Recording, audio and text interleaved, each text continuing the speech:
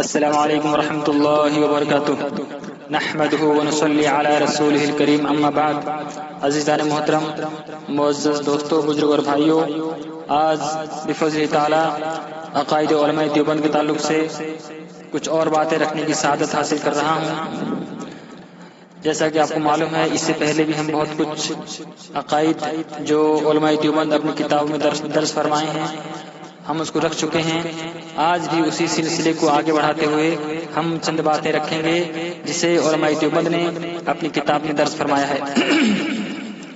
شرک ایک ایسا گناہ ہے، ایک ایسا جرم ہے جس کی موجودگی میں تمام اعمال جو ہیں وہ برباد ہو جاتے ہیں۔ اللہ نے فرمایا وَلَوْ أَشْرَكُوا لَحَبِطَ عَنْهُمْ مَا كَانُوا يَعْمَلُونَ، سورہ انعام آیت 88۔ اللہ رب العزت نے قرآن کریم میں انبیاء علیہ السلام کا ذکر کرنے کے بعد فرماتا ہے کہ اگر بالفرض یہ انبیاء علیہ السلام شرک کرتے، جن سے شرک کا ہونا ناممکن ہے، جو شرک اور کفر کو مٹانے آئے تھے، اللہ تعالیٰ ان کا نام لے کے فرماتا ہے کہ اگر یہ لوگ شرک کرتے لَحَبِطَ عَنْهُمْ مَا كَانُوا يَعْمَلُونَ، تو ان کے اعمال بھی غارت اور برباد ہو جاتے۔ اسی طرح سے حدیث میں آتا ہے ان ابی ہریرہ رضی اللہ عنہ قال قال رسول اللہ صلی اللہ علیہ وسلم ان اللہ لا ينظر الى صوركم واموالكم ولكن ينظر الى قلوبكم واعمالكم، رواه مسلم فی کتاب البر۔ امام مسلم رحمۃ اللہ علیہ اس حدیث کو ایسے کتاب البر کے اندر لائے ہیں۔ حضرت ابو ہریرہ فرماتے ہیں کہ نبی رحمت صلی اللہ علیہ وسلم نے ارشاد فرمایا کہ بے شک اللہ تعالیٰ تمہارے صورتوں کو نہیں دیکھتا، تم گورے ہو کالے ہو، تمہارے مالوں کو نہیں دیکھتا، تم امیر ہو کہ غریب ہو، کچھ نہیں دیکھتا، ولیکن ینظر الی قلوبکم واعمالکم، لیکن اللہ تعالیٰ دیکھتا ہے تو تمہارے دلوں کو دیکھتا ہے، تمہارے دل میں کیا ہے، تمہارے دل میں کیا خیالات ہیں، تمہارے دل میں کیا عقیدے ہیں۔ پہلے دل دیکھتا ہے، قلوبکم واعمالکم، اللہ تعالیٰ پہلے تمہارے دلوں کو دیکھتا ہے، اس کے بعد اعمال کا ذکر ہے، پہلے دل کا ذکر ہے، یعنی دل کے اندر کیسے خیالات ہیں، کیسے عقیدے ہیں، پہلے اس کو دیکھتا ہے، اس کے بعد اعمالوں کو دیکھتا ہے۔ تو اس سے پتہ چلتا ہے کہ عقیدہ جو ہے یہ اہم ہے، عقیدے کی اصلاح، عقیدے کی درستگی یہ پہلا مرحلہ ہے، اس کے بعد دوسرے نمبر پر اعمالوں کا مرحلہ ہے۔ تو عقیدہ درست ہونا، تو ہمارا کہنے مطلب یہ ہے کہ ہم پہلے عقیدے کی اصلاح کریں۔ تو ہم جو اس طرح سے علماء دیوبند کے تعلق سے، ان کے عقائد کے تعلق سے جو ان کی کتابوں میں موجود ہیں، بیان کرنے کا مقصد یہ ہے کہ ہمارے وہ بھائی جو اپنے آپ کو دیوبندی کہتے ہیں وہ ان باتوں کو غور کریں اور قرآن حدیث کا جو حوالہ ہم پیش کرتے ہیں اس پر غور کریں، تو ان کو سمجھ میں آ جائے گا کہ علماء دیوبند کس طرح سے عقائد کو، کس طرح کی باتوں کو اپنی کتابوں میں درج فرمائے ہیں جو سراسر قرآن اور احادیث کے خلاف ہے اور جو سراسر شرک پر مبنی ہے۔ اس کے تعلق سے ہم پہلے چند قرآن کی آیتیں دیکھیں گے اور پھر حدیث دیکھیں گے، اس کے بعد علماء دیوبند اپنی کتاب میں کیا درس فرمائے ہیں اس کا ہم جائزہ لیں گے۔ سب سے پہلے دیکھتے ہیں، اللہ نے ارشاد فرمایا قل لا املک لنفسی نفعا ولا ضرا الا ما شاء اللہ ولو كنت اعلم الغیب لاستكثرت من الخیر وما مسنی السوء ان انا الا نذیر وبشیر لقوم یؤمنون، سورہ اعراف آیت نمبر 188۔ اللہ نے فرمایا اے نبی آپ کہہ دیجئے، آپ فرما دیجئے کہ میں خود اپنی ذات خاص کے لیے کسی نفع اور نقصان کا اختیار نہیں رکھتا، کسی نفع نقصان کا اختیار نہیں رکھتا مگر اتنا ہی جتنا اللہ چاہتا ہے۔ اگر میں غیب کی باتیں جانتا ہوتا تو میں اپنے لیے بہت سارا فائدہ حاصل کر لیتا، بہت سارا فائدہ جمع کر لیتا اور مجھے کوئی تکلیف نہیں پہنچتا، لیکن میں تو محض ایک ڈرانے والا اور بشارت دینے والا ہوں ان لوگوں کے لیے جو ایمان رکھتے ہیں۔ تو اس آیت میں کہا گیا کہ اے نبی آپ کہہ دیجئے، یعنی اللہ اپنے نبی سے کہلوا رہا ہے کہ اے نبی آپ کہہ دیجئے کہ مجھ کو، میں اپنے لیے نفع نقصان کا مالک نہیں ہوں، یعنی نفع نقصان مالک صرف اللہ تعالیٰ ہے۔ اور دوسری بات یہ بتائی گئی کہ مجھ کو علم غیب نہیں ہے، وَلَوْ كُنْتُ عَالِمُ الْغَيْبِ، اگر مجھ کو علم غیب ہوتا تو میں بھلائی جمع کر لیتا۔ اس کا مطلب نبی کریم صلی اللہ علیہ وسلم سے تکالیف پہنچی، وہ اس بات کا دلیل ہے کہ آپ صلی اللہ علیہ وسلم کو علم غیب نہیں ہے۔ اسی طرح سے آگے ہم دیکھتے ہیں ان اللہ عنده علم الساعة وينزل الغيث ويعلم ما في الارحام وما تدري نفس ماذا تكسب غدا وما تدري نفس باي ارض تموت ان اللہ علیم خبیر، سورہ لقمان آیت نمبر 34۔ اللہ نے فرمایا بے شک اللہ تعالی کے پاس قیامت کا علم ہے، وہی بارش نازل فرماتا ہے، اور ماں کے پیٹ میں کیا ہے اسے بھی جانتا ہے اللہ تعالیٰ، اور کوئی نہیں جانتا کہ کل کیا کرے گا، اور نہ کسی کو معلوم ہے کہ کس زمین میں مرے گا، اور اللہ تعالیٰ ہی پورے علم والا اور صحیح خبر والا ہے۔ تو اس آیت میں بتایا گیا ہے کہ اللہ تعالیٰ ہی جانتا ہے قیامت کب قائم ہوگا، بارش کا برسنا، ماں کے پیٹ میں کیا ہے، کل کو آدمی کیا کمائے گا، اور کون آدمی کہاں پر مرے گا، اس کو صرف اللہ جانتا ہے۔ اللہ کے سوا کوئی بھی بڑے سے بڑے ہستی ہوں یا چھوٹے سے چھوٹے آدمی ہوں، ان کو اس بات کا علم نہیں ہے کہ یہ باتوں کو جاننا۔ اللہ ہی جانتا ہے کہ کیا کچھ ہونے والا ہے، قیامت کے تعلق سے، بارش کو برسنے کے تعلق سے، ماں کے پیٹ میں کیا ہے، کل کیا کمایا جائے گا، اور کون آدمی کہاں مرے گا، اس کو صرف اور صرف اللہ ہی جانتا ہے۔ اللہ کے سوا کسی کو ان باتوں کا علم نہیں ہے، چاہے وہ انبیاء ہوں، رسول ہوں، چاہے بزرگان دین ہو، صالحین ہو، یا عام آدمی ہو، کسی کو بھی اس بات کا علم نہیں ہے۔ اسی طرح سے ہم آگے حدیث دیکھتے ہیں، ان ابن عمر رضی اللہ عنہما ان نبی صلی اللہ علیہ وسلم قال مفاتيح الغیب خمس لا يعلمها الا الله، لا يعلم ما تغيض الارحام الا الله، ولا يعلم ما في غد الا الله، ولا يعلم متى ياتي مطر احد الا الله، ولا تدري نفس باي ارض تموت الا الله، ولا يعلم متى تقوم الساعه الا الله۔ رواه البخاری کتاب التوحید۔ امام بخاری رحمۃ اللہ علیہ اس حدیث کو ایسی کتاب التوحید کے اندر میں لکھا ہے۔ حضرت ابن عمر فرماتے ہیں کہ نبی رحمت صلی اللہ علیہ وسلم نے ارشاد فرمایا کہ غیب کی 5 کنجیاں ہیں جنہیں اللہ کے سوا کوئی نہیں جانتا۔ اللہ کے سوا کوئی نہیں جانتا کہ ماں کے پیٹ میں کیا ہے، اللہ کے سوا کوئی نہیں جانتا کہ کل کیا ہوگا، اللہ کے سوا کوئی نہیں جانتا کہ بارش کب آئے گی، اللہ کے سوا کوئی نہیں جانتا کہ آدمی کس جگہ پر مرے گا، اور اللہ کے سوا کوئی نہیں جانتا کہ قیامت کب قائم ہوگی۔ یہ جتنی باتیں ہیں غیب کی باتیں صرف اللہ ہی جانتا ہے، اللہ کے سوا اس کا علم کسی کو نہیں ہے، چاہے وہ انبیاء ہو، رسول ہو، یا کوئی بھی ہو، جن ہوں یا فرشتے ہوں، کوئی بھی ہوں، ان کو اس کا علم نہیں ہے سوائے اللہ کے۔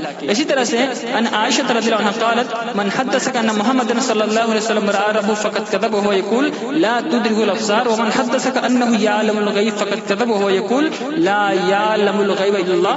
رواه البخاری فی کتاب التوحید۔ امام بخاری رحمۃ اللہ علیہ اس حدیث کو ایسی کتاب التوحید کے اندر میں لے کے آئے ہیں۔ ام المؤمنین عائشہ رضی اللہ عنہا بیان فرماتی ہیں کہ جو آپ سے یہ بیان کرے کہ نبی رحمت صلی اللہ علیہ وسلم نے اپنے رب تعالیٰ کو دیکھا، وہ جھوٹ بولتا ہے، وہ جھوٹ بولتا ہے، کیونکہ اللہ فرماتا ہے لا تدرک الابصار، اللہ کو آنکھیں نہیں دیکھ سکتی۔ اور جو آپ سے یہ بیان کرے کہ انہ یعلم الغیب، کہ نبی صلی اللہ علیہ وسلم غیب جانتے ہیں، وہ جھوٹ بولتا ہے، فقط کذب، وہ جھوٹ بولتا ہے۔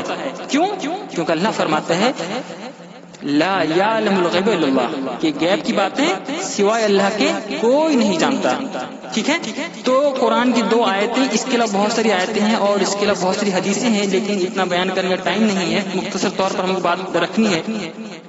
تو ان 2 آیتوں سے اور بخاری شریف کتاب التوحید، ان 2 حدیثوں سے پتہ چلتا ہے کہ بزرگ تو بزرگ رہے، ولی ولی رہے، صالحین، بزرگان دین، اولیاء دور کی بات ہے، اللہ کے نبی حضرت محمد رسول اللہ صلی اللہ علیہ وسلم کو علم غیب نہیں۔ جو امام الرسل ہیں، جو امام الانبیاء ہیں، ان کو بھی علم غیب نہیں تھا۔ ٹھیک ہے، چاہے جائے کہ کسی اولیاء اور بزرگ کو علم غیب ہو، وہ بہت دور کی بات ہے۔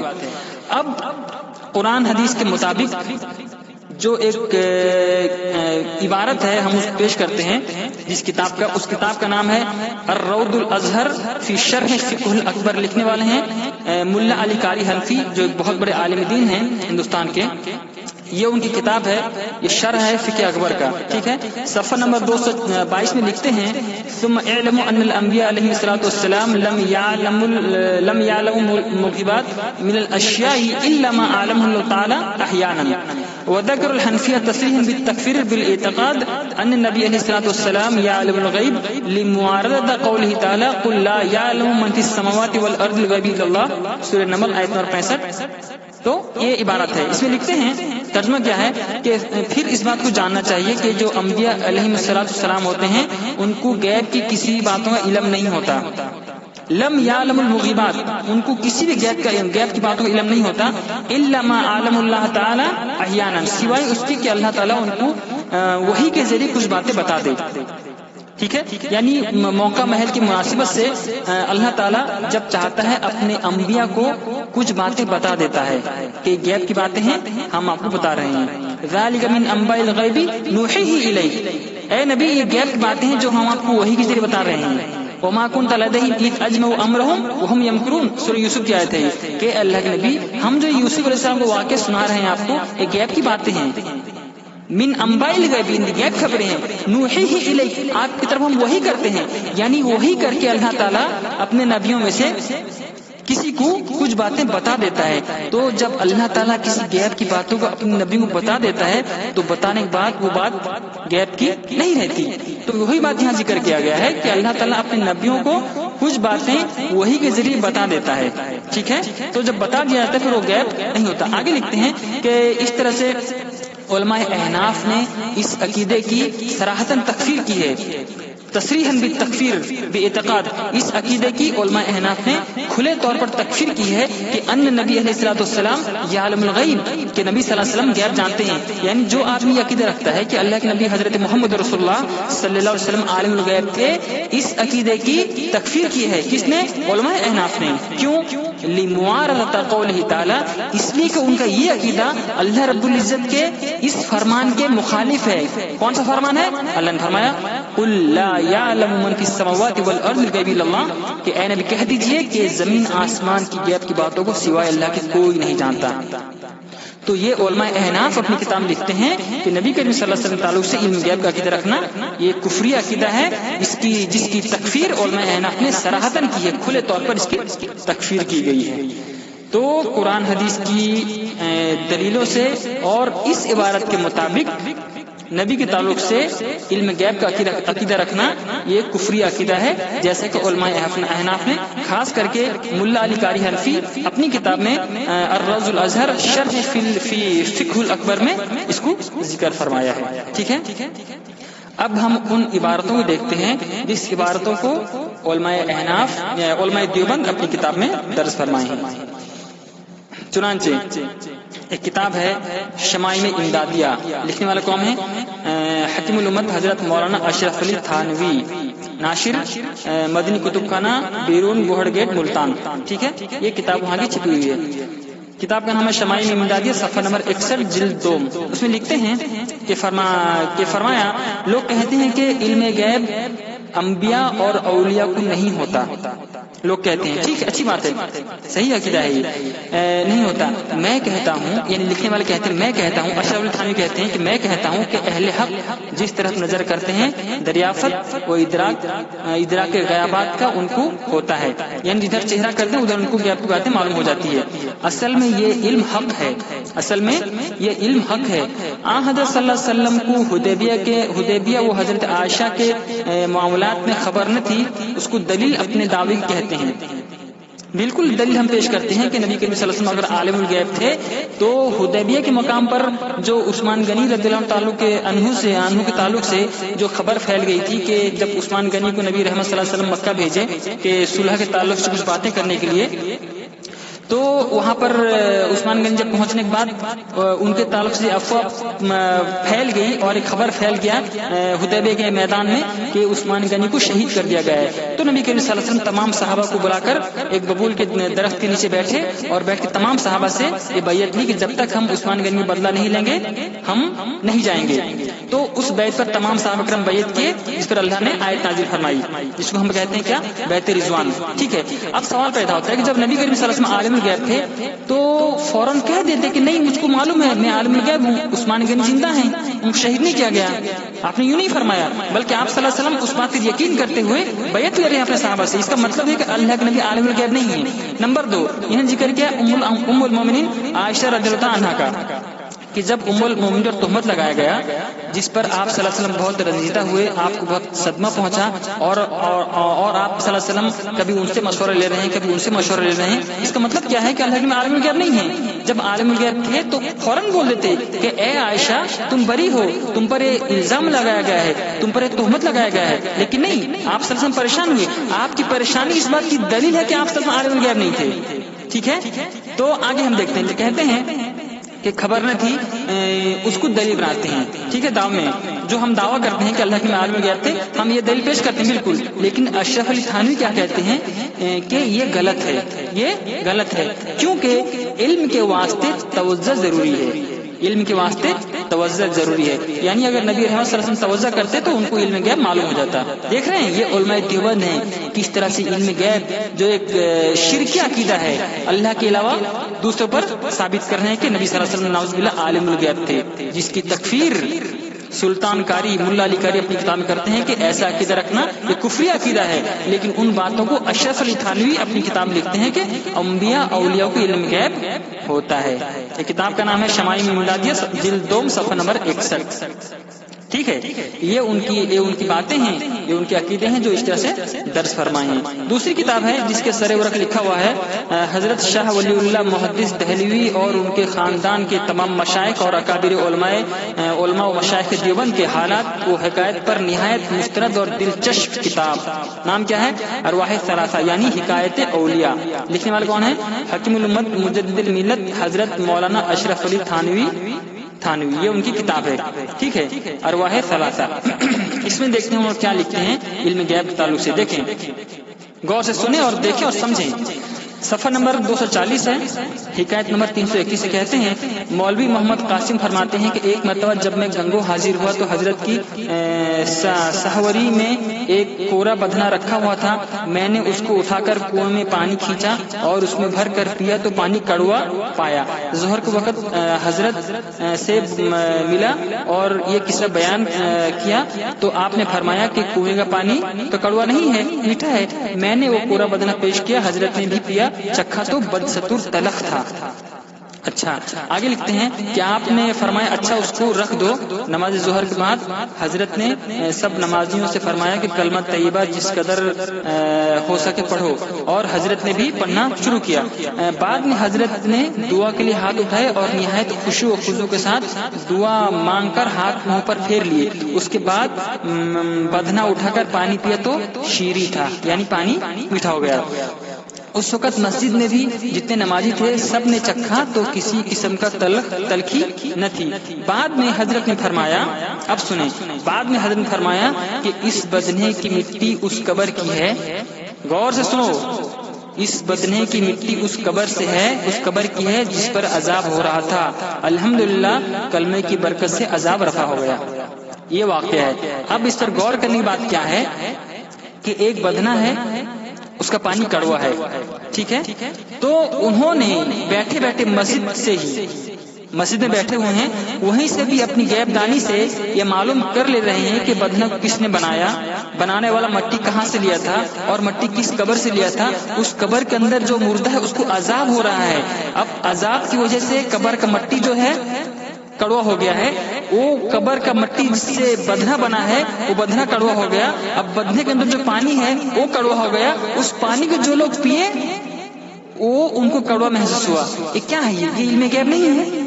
اپنے بزرگوں کو جو ایک اللہ کی صفت ہے، عالم الغیب اللہ تعالیٰ ہے، عالم الغیب والشہادتی وہ الرحمن الرحیم، یہ اللہ کی صفت ہے، یہ عالم الغیب، اللہ عالم الغیب ہے۔ اب یہ بزرگوں کو اس واقعے کے ذریعے ثابت کرتے ہیں کہ ہمارے بزرگ ایسے ہوتے ہیں جو مسجد میں بیٹھے بیٹھے ایک پتہ کر لیتے ہیں کہ یہ بدنا ہے، یہ جو بدنا بنا ہے کس مٹی سے بنا ہے، وہ مٹی کہاں سے ہے، وہ مٹی جہاں سے لایا تو وہاں قبر ہے کہ نہیں ہے، اگر وہ قبر ہے تو قبر کے اندر عذاب ہو رہا ہے کہ نہیں ہو رہا ہے، یعنی مسجد میں بیٹھے بیٹھے ان کو قبر کے اندر کے حالات معلوم ہو رہے ہیں۔ یہ کیا ہے؟ یہ علم غیب نہیں ہے، یہ علماء دیوبند کی باتیں ہیں، یہ کوئی لتو خیرو کی باتیں نہیں ہیں، عام لوگوں کی باتیں نہیں ہیں، یہ علماء دیوبند ہیں، حکیم الامت ہیں، یہ جن کی کتاب بہشتی زیور ہر دیوبندی کے گھر میں ملے گی، بہشتی زیور لازمی آپ کو ملے گی، اس کو لوگ پڑھتے ہیں۔ تو یہ ان کا عقیدہ ہے کہ ہمارے بزرگ ایسے ہوتے ہیں کہ مسجد میں بیٹھے بیٹھے قبر کے حالات معلوم کرتے ہیں کہ فلاں قبر میں عذاب ہو رہا ہے۔ تو ہم کہتے ہیں اگر اتنے بڑے صاحب کشف تھے، اور آج کل جو اس طرح سے قرآن خوانی چل رہا ہے، اکثر لوگ بہت سارے لوگ کرتے ہیں اپنے مردوں کو بخشوانے کے لیے، تو ایسے جو صاحب کشف ہوتے ہیں جو قبر کے اندر کے معاملات کو جان لیتے ہیں، تو اس طرح کے مولوی کو بلانا چاہیے اور بیٹھانا چاہیے کہ حضرت آپ ذرا جو ہمارے جو اعزاء اقارب جو گزرے ہیں، ذرا ان کے جو قبر کے حالات ذرا پتہ کیجئے، ان کو عذاب ہو رہا ہے یا وہ آرام سے ہیں۔ تو اتنے پیسے خرچ کرنے کی ضرورت نہیں ہے قرآن خوانی میں، ایک صاحب کشف کو بلا لو، کشف کو بلا لو، وہ بتا دے گا آپ کے مردے رحمت میں ہیں یا عذاب میں ہیں، بتا دیں گے، خلاص قرآن خوانی کی ضرورت نہیں ہے، سمجھ رہے ہیں۔ تو یہ علماء دیوبند کے عقیدے ہیں جو مسجد میں بیٹھے بیٹھے پتہ کرتے ہیں کہ قبر کے اندر مردے کو عذاب ہو رہا ہے یا نہیں ہو رہا ہے۔ آگے ہم دیکھتے ہیں اسی رات سے صفحہ نمبر 201 ہے اور ہدایت نمبر 253 ہے. کہتے ہیں کہ مولانا حبیب الرحمان صاحب نے فرمایا راؤ عبد الرحمان خان صاحب پنجاب میں حضرت شاہ عبد الرحیم صاحب رحمۃ اللہ علیہ کے خلیفہ تھے اور بڑے زبردست صاحب کشف و حالات تھے. کشف کی یہ حالت تھی کہ کوئی لڑکا لڑکی کے لیے تعویذ مانگتا بے تکلف فرما دیتے جا تیرے یہاں لڑکا ہوگا یا لڑکی ہوگی. دیکھ رہے ہیں یعنی لوگ ان کا آتے تھے, اگر ہمر ٹھہرتا تھا تو پوچھتے تھے حضرت تعویذ دے دیں تاکہ بیٹا ہو, حضرت تعویذ دے دیں تاکہ بیٹی ہو. یہ تعویذ دینا کہاں تک درست ہے؟ یہ تعویذ دینا کہاں تک درست ہے جبکہ نبی کی حدیث ہے من علق تمیمۃ فقط اشرک, جس نے تعویذ لٹکائی, گنڈا لٹکایا, جس نے دھاگا باندھا, اس نے کیا کیا؟ شرک کیا. اور دوسری حدیث ہے ومن تعلق شیئا وکل الیہ, اور جو آدمی کچھ لٹکاتا ہے اللہ تعالیٰ اسی کو سپرد کر دیتا ہے. جو جس یقین ایمان سے تو لٹکایا ہے نا, جا تیرا معاملہ اسی کو سپرد ہے.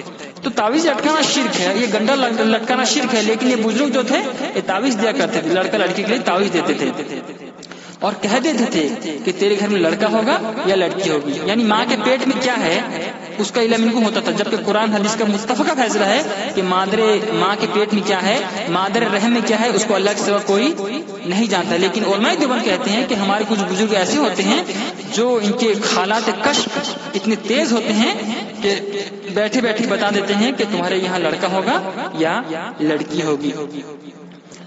تو کہتے ہیں کہ لوگوں نے پوچھا آپ کو کیسے معلوم ہوتا ہے؟ تو کیا کہتے ہیں, کیا کروں بے محابہ مولود کی صورت سامنے آ جاتی ہے. یعنی ماں کے پیٹ میں کیا ہے بچے کا صورت سامنے آتا ہے, یعنی دیکھ لیتے ہیں اور بتا دیتے ہیں کہ لڑکا ہوگا یا لڑکی ہوگی. اسی طرح سے آگے کتاب ہے اشرف السوانح, یہ کتاب ہے جس کا جلد اول اور دوم ہے. حکیم الامت مجدد ملت حضرت مولانا محمد اشرف علی تھانوی کی کتاب ہے یہ اشرف السوانح, یعنی ان کی سوانح حیات ہے یہ اشرف علی تھانوی کی. یہ جو چیپٹر ہے ان کے ولادت تعلق سے ہے یہ, یعنی جب اشرف علی تھانوی پیدا ہوئے تھے یہ اس کے کچھ واقعات ہیں, اس کے کچھ معاملات ہیں کہ ان کی پیدائش کس طرح سے ہوئی تھی. صفحہ نمبر 46 سے لکھتے ہیں کہ حضرت والا کے والد ماجد کو مرض خارج ہو گیا تھا اور اس قدر شدید تھا کہ کسی دوا سے فائدہ نہ ہوتا تھا. کسی ڈاکٹر نے کہا کہ اس مرض کی ایک دوا اکسیر ہے مگر وہ قاطع النسل ہے. کیونکہ والد صاحب مرض سے بہت تنگ آ گئے تھے اس لیے انہوں نے اس دوا کا استعمال یہ کہہ کر لیا کہ بلا سے اولاد نہ ہو بقا نوی سے بقائے سخسی مقدم ہے, یعنی بھلے اولاد نہ ہو لیکن دوا کھا کے مجھ کو شفا بھی ہونا چاہیے. والدہ صاحب کو جب یہ معلوم ہوا تو بہت پریشان ہوئی کیونکہ اس وقت تک کوئی نرینہ اولاد زندہ نہیں رہتی تھی. شدہ یہ خبر نانی صاحبہ کو بھی پہنچ گئی, ان کو بڑی پریشانی ہوئی. انہوں نے حضرت حافظ غلام مرتضی صاحب مجذوب پاگل ٹائپ کے لوگ ہوتے ہیں نا, بڑی بڑی بالیں, بڑی بڑی مونچھیں, گندے کپڑے ہیں, نہ بدن کی پاکی نہ کپڑوں کی پاکی, ایسے بیٹھے رہتے ہیں اسٹیشنوں پر, بس اسٹینڈ پر گھومتے رہتے. کیا ہے مجذوب ہیں یہ؟ تو یہ کون ہے؟ حضرت حافظ غلام مرتضی صاحب مجذوب پانی پتی سے, جو اتفاق سے نانا صاحب کے تعلقات سابقہ کی وجہ سے تشریف لائے ہوئے تھے. شکایت کی کہ حضرت میری اس لڑکی کے لڑکے زندہ نہیں رہتے. حافظ صاحب نے بطریق معمہ فرمایا عمر و علی کی کشمکشی میں مر جاتے ہیں. یعنی بچے کس طرح سے مرتے ہیں وہ بتا دے رہے ہیں کہ عمر علی کی کشمکشی میں, گویا کہ بتانا چاہتے ہیں کہ عمر اور علی کا جھگڑا تھا نعوذ باللہ, ان کی دونوں کی کشمکشی میں ان کے بچے مر جاتے ہیں. جبکہ یہ بات متفق ہے کہ زندگی اور موت کا مالک اللہ تعالیٰ ہے. اللہ جس کو اولاد دے اسے کوئی روک نہیں سکتا, اور جس کو اللہ تعالیٰ اولاد دینے سے روک دے اسے کوئی اولاد دے نہیں سکتا. یہ متفقہ عقیدہ ہے, متفقہ فیصلہ ہے. لیکن یہ کہتے ہیں کہ بچے کیوں مرتے ہیں؟ علی اور عمر کی کشمکشی میں مر جاتے ہیں. آگے لکھتے ہیں اب کی بار علی کے سپرد کر دینا زندہ رہے گا. دیکھ رہے ہیں یہ شرکی عقیدہ کہ اپنے بچوں کو غیر اللہ کی طرف منسوب کر کے ان کے سپرد کر دو زندے رہ جائیں گے. جبکہ ایک مومن کا ایک عقیدہ ہوتا ہے کہ اپنے تمام معاملات کو اللہ کے سپرد کرتا ہے. جیسے ہم دعا مانگتے ہیں کیا, اللہم اسلمت وجہی الیک وفوضت امری الیک. یہ بخاری شریف کتاب الوجوہ حدیث ہے. کہ جب آدمی جب سونے کے لیے آئے تو وضو کر لے، بستر کو جھاڑ دے اور دائیں طرف لوٹ کے سو جائے اور یہ دعا پڑھے اللہم اسلمت وجہی الیک وفوضت امری الیک والذات ظہری الیک رغبۃ ورہبۃ الیک لا ملجا ولا منجا منک الا الیک اللہم آمنت بکتابک الذی انزلت وبنبیک الذی ارسلت. اس دعا کو اگر پڑھ کے سو گیا اور رات میں موت آ گئی تو اس کی موت فطرت پر ہوئی. تو اس دعا میں کیا ہے؟ وفوضت امری الیک، اے اللہ میں اپنے تمام کام کو تیرے سپرد کرتا ہوں. یہ حدیث کا فیصلہ ہے، ایک قرآن حدیث کی تعلیم ہے کہ ایک بندہ مومن اپنے تمام معاملات کو اللہ کے سپرد کر دے. لیکن علماء دیوبند کہتے ہیں کہ اپنے بچوں کو کسی کی طرف منسوب کر دو، ان کے سپرد کر دو، زندہ رہ جائیں گے. یہ کیا ہے؟ یہ اللہ کی وحدانیت میں شریک کرنا نہیں ہے؟ یہ کیا ہے؟ یہ علماء دیوبند اس طرح سے باتیں لکھتے ہیں. یہ کوئی بریلوی نہیں ہے، یہ کوئی قبروں کے پجاری نہیں ہے. یہ علماء دیوبند ہیں جو خود بھی قبروں کے پجاری ہیں. میں اس سے قبل بہت ساری باتیں بیان کر چکا ہوں جس سے پتہ چلتا ہے کہ یہ لوگ قبر کے پجاری ہیں. یہ بریلویوں سے آگے بڑھ کے ہیں. یہ آپ دیکھیں ان کتاب میں ان سے 10 قدم آگے بڑھے ہوئے ہیں علماء دیوبند. تو کہتے ہیں کہ علی کا سپرد کر دینا، زندہ رہے گا. آگے لکھتے ہیں اس مجذوبانہ معمہ کو کوئی نہ سمجھا، لیکن والدہ صاحبہ نے اپنی فہم خداداد اور نور فراست سے اس کو حل کیا اور فرمایا کہ حافظ صاحب کا یہ مطلب ہے کہ لڑکیوں کے باپ فاروقی ہیں اور ماں علوی، اور اب تک جو نام رکھے گئے ہیں وہ باپ کے نام سے نام پر رکھے گئے ہیں، یعنی فضل حق وغیرہ. اب کی بار جو لڑکا ہوگا اس کا نام ننیحال کے ناموں کے مطابق رکھا جائے گا جس کے آخر میں علی ہو. حافظ صاحب یہ سن کر ہنسے اور فرمایا کہ واقعی یہی میرا مطلب ہے، یہ لڑکی بڑی عقل مند معلوم ہوتی ہے. پھر فرمایا کہ انشاءاللہ اس کے 2 لڑکے ہوں گے، یعنی کنفرم. سمجھ رہے ہیں؟ ان کو پورا معلوم ہے، غیب داں ہیں یا عالم الغیب ہیں کہ 2 لڑکے ہوں گے. اچھا آگے لکھتے ہیں زندہ بھی رہیں گے. اچھا ایک کا نام اشرف علی خان رکھنا اور دوسرے کا اکبر علی خان رکھنا. نام لیتے وقت خان اپنی طرف سے جوش میں آ کر بڑھا دیا تھا. کس نے پوچھا کہ حضرت کیا پٹھان ہوں گے؟ فرمایا نہیں، اشرف علی اور اکبر علی رکھنا. یہ بھی فرمایا کہ دونوں صاحب نصیب ہوں گے. دیکھیں یہ علم غیب، دیکھیں ان کی بچے حمل ٹھہرا نہیں ہے، ابھی سے ان کی بھوشیہ وانی چل رہی ہے، مستقبل کی باتیں بتا رہے ہیں یہ ہیں. تو 2 لڑکے ہوں گے، نام فلاں فلاں رکھنا، وہ بڑے نصیب والے ہوں گے. اچھا دونوں صاحب نصیب ہوں گے. یہ بھی فرمایا کہ ایک میرا ہوگا، وہ مولوی ہوگا اور حافظ ہوگا، اور دوسرا دیندار ہوگا. میرا مطلب یہ میرے کون کہتے ہیں؟ یہ مجذوب صاحب کہتے ہیں میرا ہوگا. اچھا آگے لکھتے ہیں چنانچہ یہ سب پیشن گوئیاں حرف بحرف راست نکلی، یعنی صحیح نکلا پورا. حضرت والا فرمایا کرتے ہیں، کون؟ حضرت والا یعنی اشرف علی تھانوی فرماتے ہیں کہ یہ جو میں کبھی اکھڑی باتیں کرنے لگتا ہوں انہی مجذوب صاحب کی روحانی توجہ کا اثر ہے. سمجھ رہے ہیں؟ یعنی جب کبھی اشرف علی تھانوی کبھی اکھڑی باتیں کرتے تھے تو کہتے تھے میں جو اکھڑی باتیں کرتا ہوں یہ انہی مجذوب صاحب کی روحانی اثر ہے، یعنی روحانی فوکس، فیض یوں کہہ لیں آپ. روحانی فیض کی وجہ سے مجذوب کیا ہوتے ہیں؟ پاگل ٹائپ کے، دیوان ٹائپ کے لوگ ہوتے ہیں نا. تو ان کے اثر جو ہے ان میں آیا تھا اشرف علی تھانوی میں، جس کی وجہ سے اشرف علی تھانوی کئی بہکی باتیں کرتے تھے، اکھڑی باتیں کرتے تھے. اکھڑی باتیں کرنے لگتا ہوں انہی مجذوب صاحب کی روحانی توجہ کا اثر ہے جن کی دعا سے میں پیدا ہوا ہوں، کیونکہ طبیعت مجذوبیوں کی طرح آزاد ہے، الجھی ہوئی باتوں کی متحمل نہیں ہے. سمجھ رہے ہیں؟ تو اشرف علی تھانوی کی جو پیدائش ہوئی ہے ان مجذوب کی دعا سے ہوئی ہے، اور اس طرح سے ان کی پوری بھوشیہ وانی اور مستقبل کی باتیں اس میں درج ہیں. گویا کہ اللہ کے علاوہ بھی کچھ لوگ ایسے ہوتے ہیں جو عالم الغیب ہوتے ہیں، سب بتا دیتے ہیں کہ لڑکا ہوگا یا لڑکی ہوگی، اور بڑے ہو کے نصیب والے ہوں گے یا نہیں ہوں گے، سب بتا دیتے ہیں. کوئی علم غیب ہوتا ہے. آگے ہم دیکھتے ہیں ہمارے جو تبلیغی بھائی ہیں بیچارے جو کہتے ہیں بس نماز پڑھو، روزہ رکھو، تسبیحات، تہجد، اشراق، چاشت پابندی کرتے ہیں نا، ان کے جو شیخ الحدیث ہیں محمد زکریا، ان کی کتاب فضائل اعمال ہے جو ہر تبلیغی بھائی کے گھر میں ایک کتاب موجود ہے. فضائل اعمال ہے، فضائل صدقات ہے، ایک کتاب موجود ہے. اس کے ایک نمونے دیکھ کے ہم بات ختم کرتے ہیں. تو کتاب کا نام ہے فضائل حج، شیخ الحدیث حضرت مولانا محمد زکریا صاحب، ان کی کتاب ہے یہ. صفحہ نمبر 256 ہے. لکھتے ہیں واقعہ نمبر 55 ہے. حضرت ابو سعید خزاز فرماتے ہیں کہ میں ایک دفعہ مکہ مکرمہ میں تھا، ایک مرتبہ باب بنی شیبہ سے گزر رہا تھا. میں نے ایک نوجوان کی نعش رکھی ہوئی دیکھی جو نہایت حسین چہرے والا تھا. میں نے جو اس کے چہرے کو غور سے دیکھا تو وہ ہنسنے لگا، وہ تبسم کرنے لگا اور فرمایا کہ ابو سعید تمہیں معلوم نہیں کہ عشاق مرتے نہیں بلکہ وہ زندہ ہی رہتے ہیں، اگرچہ ظاہر میں مر جائیں ان کی موت ایک عالم سے دوسرے عالم میں انتقال ہوتا ہے۔ یہ واقعہ ہے۔ اب یہ جو ابو سعید خزاز تھے جب اس کو دیکھے، جو خوبصورت شکل والا تھا، اس کو غور سے کیوں دیکھیں گے؟ اب وہ ہنسنے لگا، یعنی مردے بھی ہنستے ہیں، نعوذ باللہ، مردے ہنستے ہیں۔ نبی کی حدیث کیا ہے؟ آپ نے فرمایا کہ اذا وضعت الجنازۃ واحتملها الرجال على اعناقهم اذا كانت صالحة قالت قدموني قدموني واذا كانت غير صالحة قالت يا ويلها الى اين تذهبون بها يسمع صوتها كل شيء الا الانسان ولو سمعوا لصيقا۔ تو یہ حدیث ہے، اس میں کیا کہا ہے کہ جب جنازہ رکھا جاتا ہے اور لوگ اس کو اپنے قدم میں اٹھاتے ہیں تو جب مردہ صالح ہے تو کیا کہتا ہے؟ قدمونی قدمونی، بولتا ہے مردہ بولتا ہے قالت قدمونی قدمونی، کہ مجھ کو جلدی لے کے چلو۔ اور جو غیر صالح ہیں یعنی بدکار ہیں، گناہگار، وہ کیا کہتے ہیں؟ یا ویلھا الی این یذهبون بها، ہائے میری بربادی، مجھے کہاں لے کے جا رہے ہو؟ یسمع صوتها كل شیء الا اللسان ولو سمع الانسان لصیغ، اگر انسان سن لے تو بے ہوش ہو جائیں۔ یعنی اس حدیث پر چلتا ہے کہ مردے اگر بول لیں اور ان کی بات کو انسان سن لے تو بے ہوش ہو کے مر جائیں، لیکن ایک ایسے مردے تھے جو بول رہے ہیں اور پہچان بھی رہے ہیں۔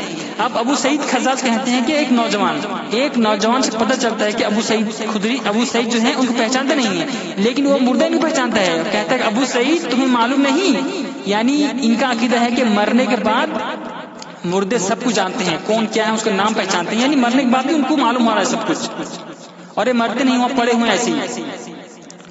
تو جو اللہ کے عشاق ہوتے ہیں نعوذ باللہ، یعنی اللہ کے عاشق، یہ عشق کا لفظ جو ہے نا، یہ اسلام میں نہیں ہے، اسلام میں محبت کا لفظ ہے۔ قل ان کنتم تحبون اللہ فاتبعونی یحببکم اللہ، محبت کا ذکر ہے، یہ عشق کا لفظ نہیں ہے۔ اسی طرح سے آگے لکھتے ہیں شیخ ابو یعقوب سنوسی فرماتے ہیں کہ میرے پاس ایک مرتبہ مکہ مکرمہ میں ایک مرید آیا اور کہنے لگا کہ استاد میں کل ظہر کو مر جاؤں گا، یہ اشرفی لے لیجئے، اس میں سے نصف تو قبر کھودنے والے کی اجرت ہے اور نصف کفن وغیرہ کی قیمت ہے۔ جب دوسرے ظہر کے وقت آیا اور مسجد حرام میں آیا اور طواف کیا اور تھوڑی دور جا کے مر گیا، یعنی ان کو مرنے کا علم ہو رہا ہے کہ کل ہم مر جائیں گے، جو سراسر قرآن حدیث کے خلاف ہے۔